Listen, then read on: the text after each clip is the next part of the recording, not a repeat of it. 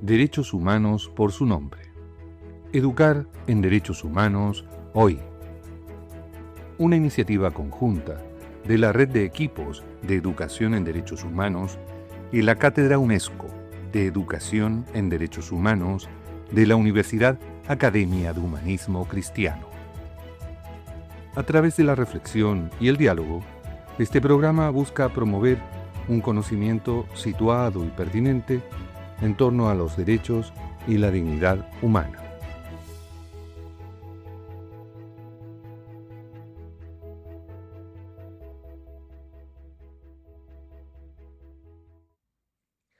Les damos la bienvenida a nuestro cuarto capítulo de Derechos Humanos por su nombre, Educar en Derechos Humanos hoy. Soy Isabel Pesalizama, coordinadora de la Cátedra UNESCO de Educación en Derechos Humanos de la Universidad Academia de Humanismo Cristiano y me encuentro, como siempre, junto a mi compañera María de los Ángeles Villaseca, coordinadora de la Red de Equipos de Educación en Derechos Humanos. Estamos transmitiendo desde la Rectoría de la Universidad Academia de Humanismo Cristiano porque hoy día tenemos importantes invitados en nuestro programa. Y un programa especial. Hoy, en el marco de la próxima conmemoración del Día Internacional de los Derechos Humanos, hemos querido hacer una sesión especial para reflexionar sobre el rol del sistema de protección de derechos humanos y de la participación en Chile en su desarrollo y fortalecimiento.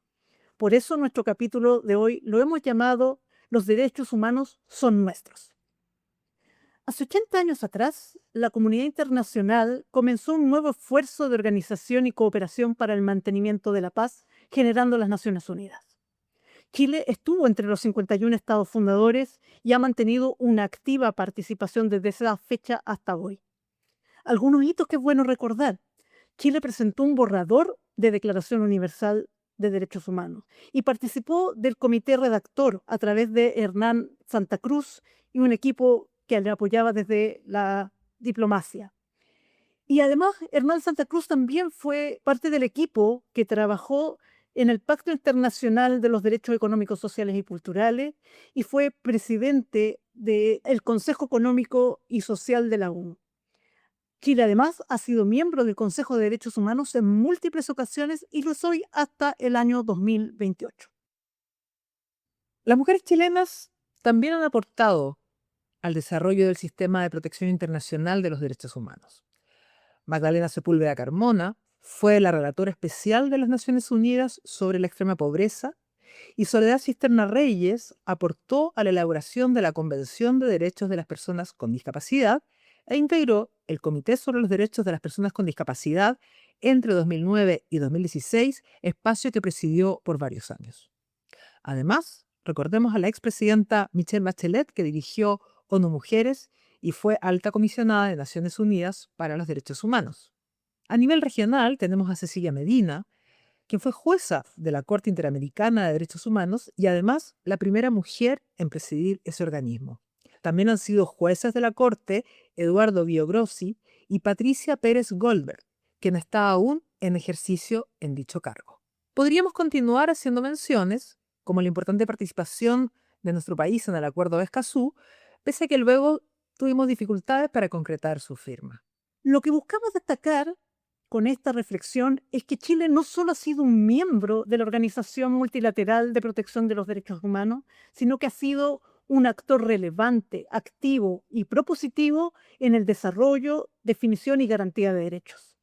El derecho internacional de los derechos humanos es una legislación que nos pertenece, no solo porque hemos adherido a ella, sino porque hemos contribuido a su construcción. Por lo mismo, es preocupante la situación actual de ataque económico y político que se está viviendo hoy a nivel mundial contra estos organismos que promueven los derechos humanos, así como las renuncias a participar en ello o los actos de cuestionamiento sobre su legitimidad.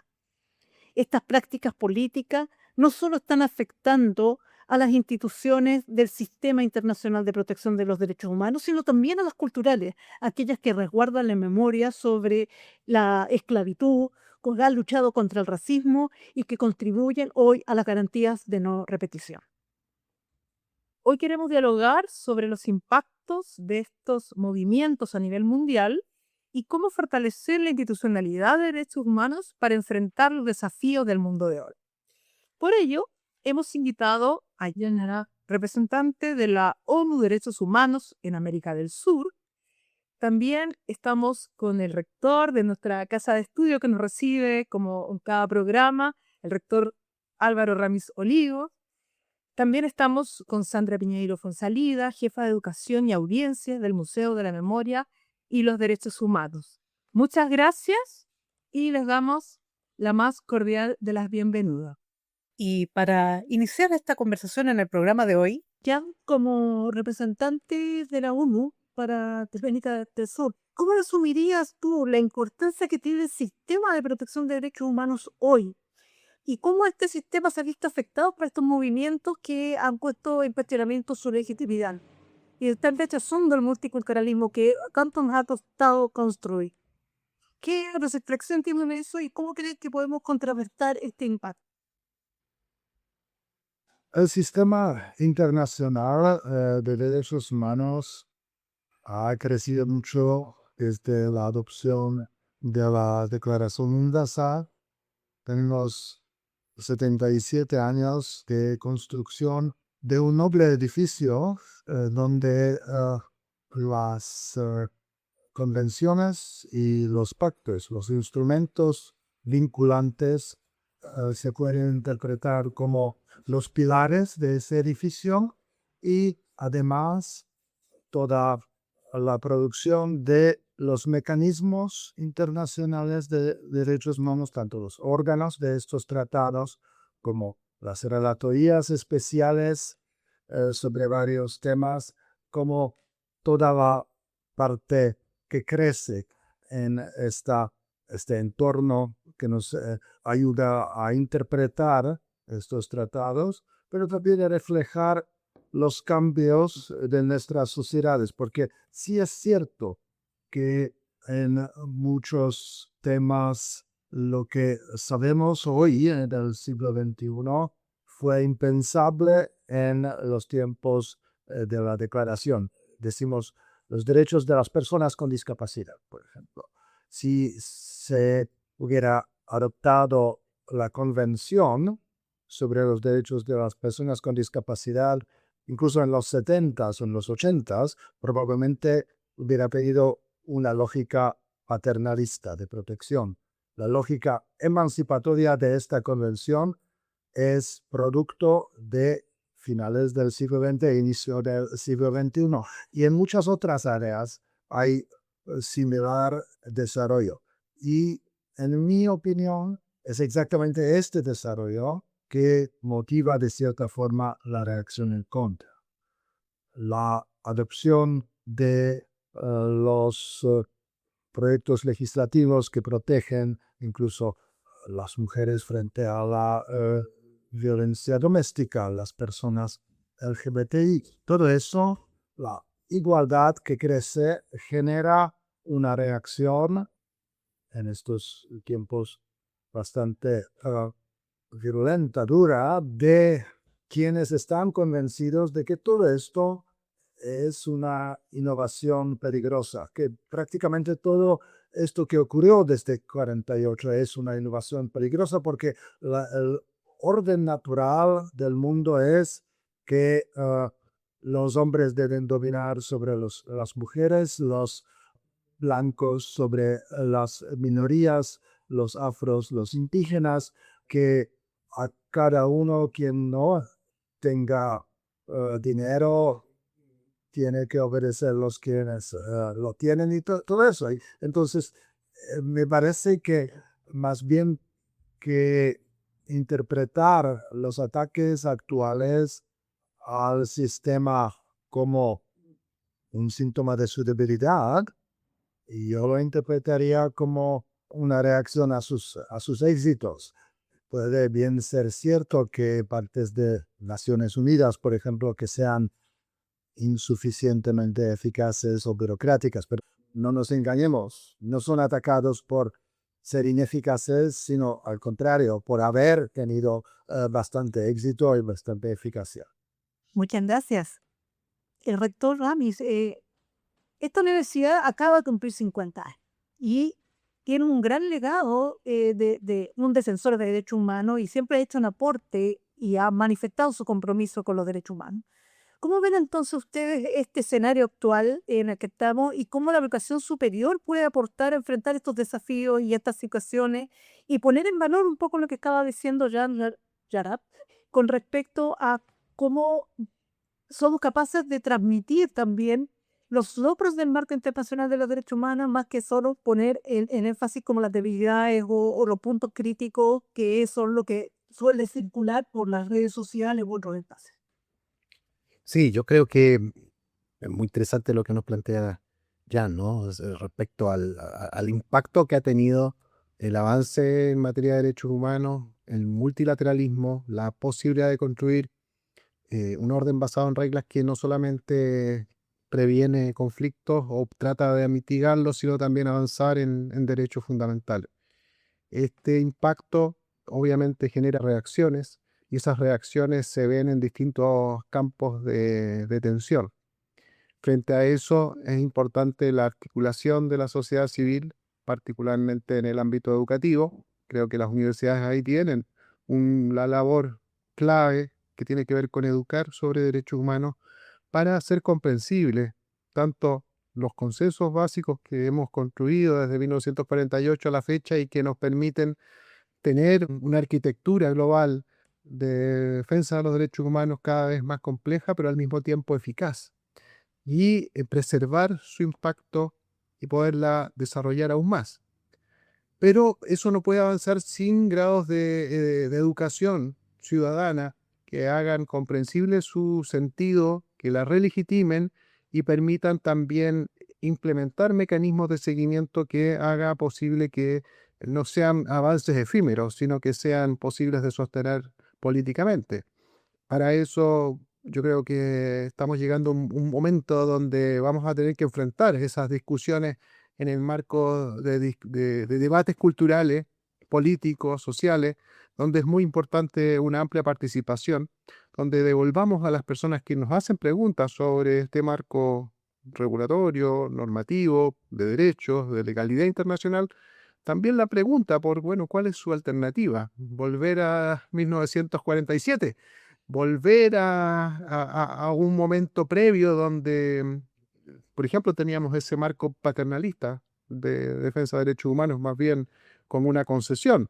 ¿O estamos dispuestos a poder profundizar en lo que hemos podido avanzar en los últimos 20 años, que creo que es una perspectiva no solamente, claro, emancipatoria, pero también de progresividad en materia de derechos que van adquiriendo también profundidad y densidad en el campo de la atención a quienes nunca fueron vistos como sujetos de derecho?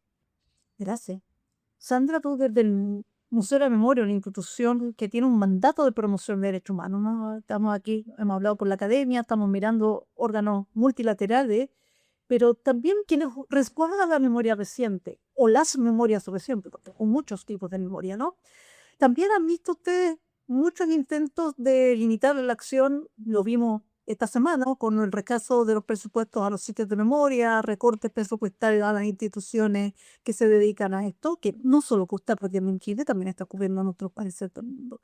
Entonces, nos gustaría saber cómo ustedes están analizando también este escenario nacional e internacional y cómo pueden ayudarnos a reflexionar con quienes nos escuchan sobre la importancia que tienen estas instituciones que promueven los derechos humanos desde la cultura. Larga respuesta, pero voy a tratar de contarte en qué estamos. Son 15 años, que son pocos igual para una institución, donde en este trayecto tenemos distintas necesidades de memoria desde la inauguración a la fecha. Ha cambiado las dinámicas de necesidades de memoria y también de demandas de derechos humanos.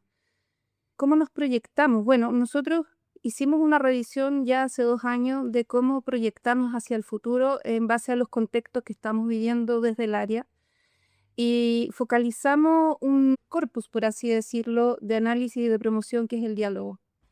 A partir de cómo usamos los documentos y cómo dialogamos los documentos. Y eso porque hay ciertas amenazas también de pensar que nosotros, como parte de un modelo de justicia transicional, podemos ideologizar y no promover verdad, no promover justicia y todos los componentes de la justicia transicional. Entonces, para nosotros, el llegar a todo tipo de público, ojalá incluso a lo largo de todo el país con diferentes alianzas, Tenemos este corpus que es el diálogo y a partir de eso estamos generando estrategias donde estamos llegando este año incluso hasta sala cuna. Con todas las dificultades que ello amerita, llegamos a sala cuna, pero los que estamos llegando son a las familias para hablar de derechos. Porque también nos hemos dado cuenta que hay y que también tenemos que ver de qué manera estamos promoviendo los derechos humanos.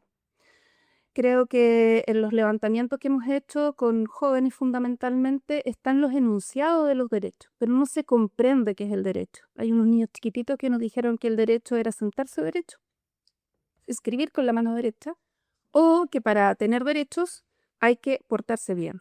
Entonces, creemos que no solo en los niños, sino que en todos los grupos hay una dificultad en comprender los derechos en sí. Imagínense las estructuras y los mecanismos.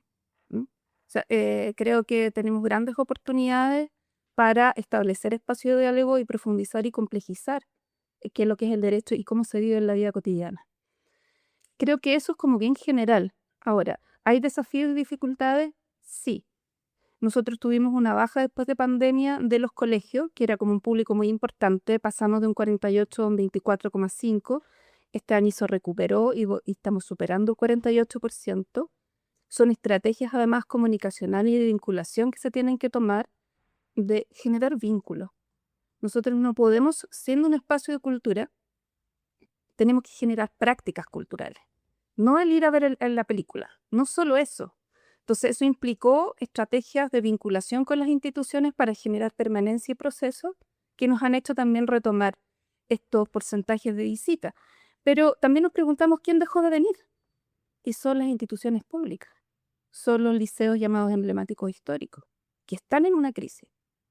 Entonces también los números nos hacen replantearnos muchas formas de llegar y de llegar también a esos territorios y no solo de recibir a la gente en el museo. Sí, yo creo que hay varias cosas súper interesantes y creo que esta idea con lo que nos abrió ya con la conversación de por qué hemos sido exitosos en el sistema, hay interacciones, porque hemos tenido una evolución que nos hace repensar la forma como protegemos y promovemos derechos. Por lo tanto, cómo hemos ido generando y transformando la cultura de convivencia social, comunitaria, histórica, etcétera, ¿no? Y obviamente en estos procesos de generar cultura de derechos humanos, la educación en derechos humanos es fundamental. Y ahí quería conversar ahí, a ver si podemos profundizar un poquito en cómo el sistema internacional y el sistema nacional nos puede ayudar a justamente fortalecer este proceso de generar una cultura favorable a los derechos humanos, que valore estas alianzas que tenemos para proteger y para redignificar a todas las personas que habíamos visto históricamente y los que no habíamos visto y que hemos empezado a reconocer como igualmente dignos, ¿no? Porque más allá de la frase inicial con que parte la Declaración Universal, ha sido toda una conquista cultural lograr entender, y obviamente tenemos gente que aún no cree en la igual dignidad de todas las personas. Entonces ahí tenemos una tensión que solo la educación y el cambio cultural nos puede ayudar. ¿Ya? La educación es crucial, la educación en derechos humanos, y yo diría a todos los niveles, desde los niños, pasando por las escuelas secundarias, universidades y la sociedad en su conjunto, incluso la sociedad civil. Nosotros como oficina, por ejemplo, trabajamos con las organizaciones de la sociedad civil chilena preparando las revisiones del país por parte de los mencionados órganos de tratados o por el examen periódico universal, y pienso que hemos logrado que la participación de la sociedad civil aumentó muchísimo en este sentido. Pero evidentemente, no solo en Chile, en el mundo entero, se muestra que la educación desde el inicio, desde la niñez, es fundamental para que no haya una como mala percepción de que derechos humanos son lo mismo como buen comportamiento, ¿no? Es importante que se desarrolle esta identificación con derechos humanos como algo que nos une, y no divide. Y tenemos evidentemente varios desafíos más allá de lo mencionado, de unas ideologías que verdaderamente nunca aceptaron la igualdad, pero también tenemos el riesgo de simplificación en las redes sociales, los algoritmos que una vez que uno hace un error le van a seleccionar siempre algo similar y tenemos el riesgo de como interpretación partidista de temas que deben de ser hacer parte del consenso mínimo porque son parte de las obligaciones de los estados ya ratificadas, entonces no deberían ya ser parte de cuestionamiento.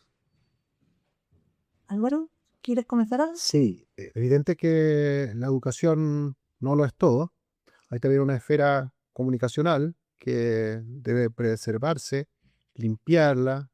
Y la desinformación hoy es un campo minado donde por distintas vías se industrializó, por decirlo así, el ataque, no solo al sistema de Naciones Unidas, sino también a la noción misma de derechos humanos y sus impactos respecto a determinadas dimensiones de la vida que son preservadas por medio del sistema de derechos humanos, que obviamente requieren una atención también jurídica, una atención, por decirlo así, sancionatoria, que preserve ciertos espacios de la desinformación y del ataque.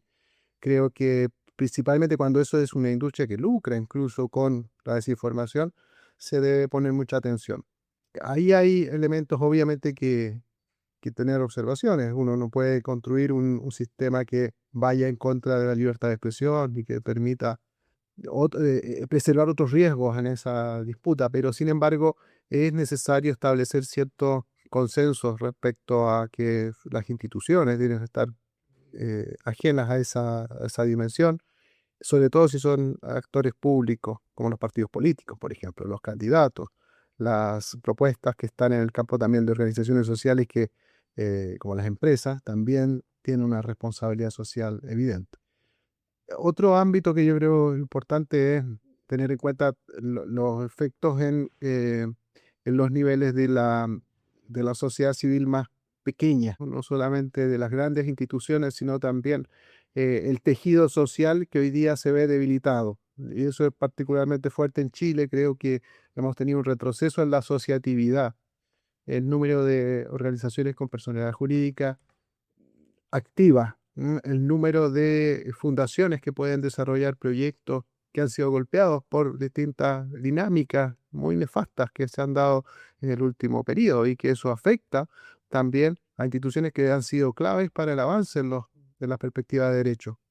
Cuando no hay una sociedad civil robusta, con financiamiento, con legitimidad, con accountability respecto de su labor, creo que estamos, por decirlo así, entrando en una dinámica bastante perniciosa porque los poros de la sociedad empiezan a secarse respecto a esas acciones cotidianas que permiten la defensa de los derechos humanos, su educación, la exigibilidad y justiciabilidad de los derechos en el ámbito también cotidiano. La gente no siente que el sistema llegue a su puerta, y por lo tanto empieza a verlo más bien como algo burocrático. Sandra. Sí, respecto a varios elementos que mencionas, creo que institucionalizar los derechos humanos es importante, pero tiene un riesgo, y es de que concentra solamente en estas instituciones las responsabilidades y las prácticas. Entonces yo creo que tenemos oportunidades de política pública donde podemos masificar o generar espacios de prácticas culturales con enfoque de derechos humanos, pero eso también requiere de recursos estables, porque como dije antes, el vínculo, lo importante del vínculo, de trabajar el vínculo con el otro, con enfoque de derecho, habla de proceso.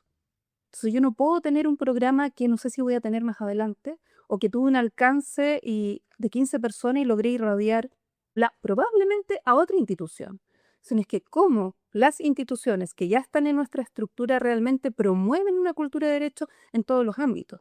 Ahora, eso involucra una posición política y una voluntad política que en estos tiempos está difícil, Tú mismo mencionaste, ¿no?, cuando me estabas preguntando la discusión sobre el presupuesto. Y ahí vuelvo a la otra, es cómo el museo es una institución donde tenemos un gran mandato, una gran responsabilidad de generar y irradiar a todo un país. ¿Cuándo deberíamos de tener muchos museos de la memoria o muchos sitios de memoria o muchas instituciones y organizaciones civiles de que están irradiando igual y a la alianza y coordinados con nosotros? Quizás es una aspiración bastante grande, pero tenemos que mirarlo, yo creo que en el enfoque de la práctica cultural. ¿M? Y otra cosa, que cuando hablamos de educación implica proceso. Entonces yo cuando recibo a alguien en mi institución de una, no sé, Mapadres, ponte tú, o Niñas Valientes, que son con los que estamos trabajando con colectivos, o Colectivos Sin Fronteras, yo no puedo recibirlo solo una vez. No es una experiencia aislada, puede ser significativa. Yo tengo que construir. Y eso necesita, por lo tanto, una política pública que sea solvente, en el sentido de que lo que se proyecta en términos de los objetivos podamos tener estrategias a 5 años de plazo, Bueno, al menos. justamente para ir cerrando este programa, creo que han salido cosas muy interesantes en términos de cómo construimos los derechos humanos y justamente la invitación de este capítulo sobre que los derechos humanos son nuestros y que nadie está ajeno, no es una imposición, sino que es algo que hemos ido construyendo colectivamente en la comunidad internacional y nacional, que es algo que necesitamos seguir fortaleciendo, sobre todo en tiempos difíciles. Y, y por eso nosotros siempre nombramos los derechos humanos propios que están en juego en estas situaciones. Y uno de quizás de los principales es que se establezca un orden social nacional e internacional que nos ayude a que estos derechos y libertades que están proclamados en la declaración sean plenamente efectivos. Si no tenemos ese orden nacional e internacional, es muy difícil que cada uno pueda lograr ese ejercicio de derecho. Entonces, reconocer que este es nuestro derecho, que en esta construcción institucional, ¿no?, que no es solo la institucionalidad estatal, sino que la institucionalidad también de la sociedad civil, ¿no?, la orgánica con que nos vinculamos, es parte de nuestro proceso. También está el propósito del derecho a la educación, a promover las acciones del mantenimiento de la paz de las Naciones Unidas.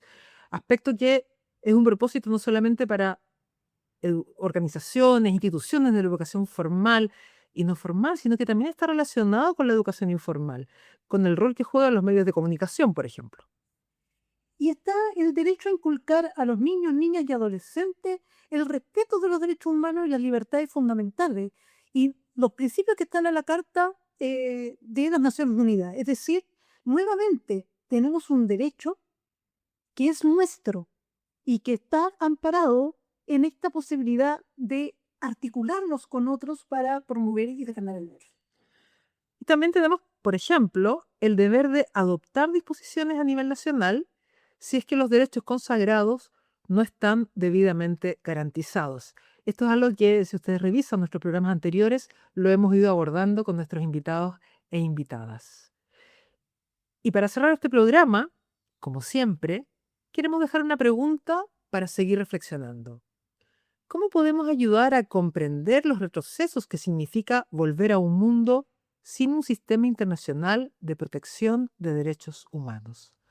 A nombre de la Red de Equipos de Educación en Derechos Humanos y la Cátedra UNESCO de Educación en Derechos Humanos de la Universidad Academia de Humanismo Cristiano, queremos agradecerles su participación y su generosa presencia el día de hoy en este programa especial, además en el marco de la conmemoración del Día de los Derechos Humanos.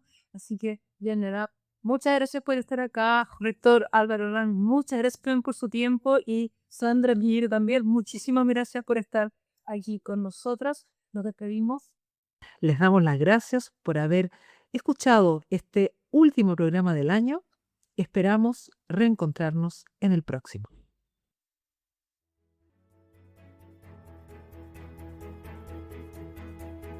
Esto fue Derechos Humanos por su nombre.